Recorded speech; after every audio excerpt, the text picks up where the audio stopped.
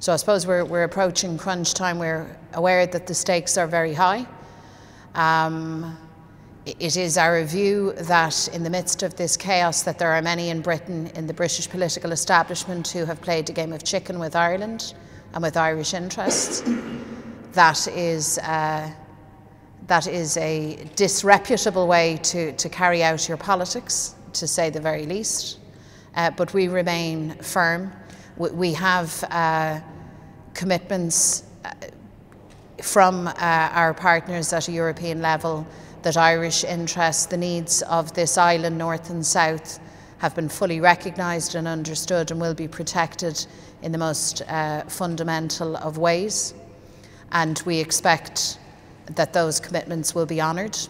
We expect that the Dublin government will hold firm. We've said many, many times that there's no such thing as a good Brexit. Brexit is bad news. There is no happy ever after to this story. Even in the event of an agreement and a deal, Brexit is still bad news. But the backstop, as it's called, is the bottom line. So anyone who imagines that that can be unpicked or diluted or set aside entirely isn't dealing with the political realities. We met with the other parties here today. Obviously, we still don't have the power-sharing institutions as envisaged in the Good Friday Agreement. That's a matter of great frustration to us.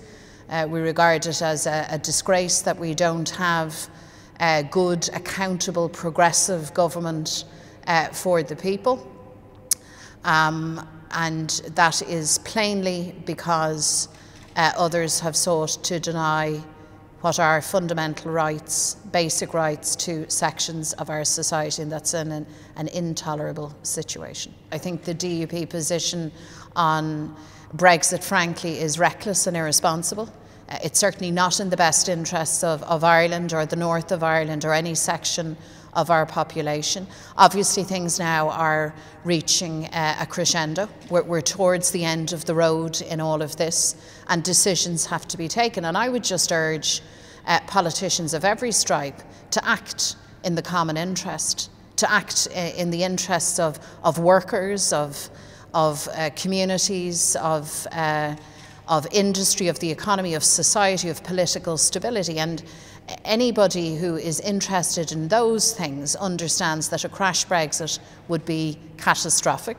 Anybody with an eye for what is in the common and long-term good of people would recognise that continuing the uncertainty, the instability, the anxiety right across society is not a good thing. So I think the DUP need to understand that the negotiations with the European Union are over, that the agreement is the agreement, that this is now what Brexit looks like, and that the protections, the baseline protections that have been achieved for Ireland are not open for renegotiation, not on the say-so of the DUP, the British government or anybody else.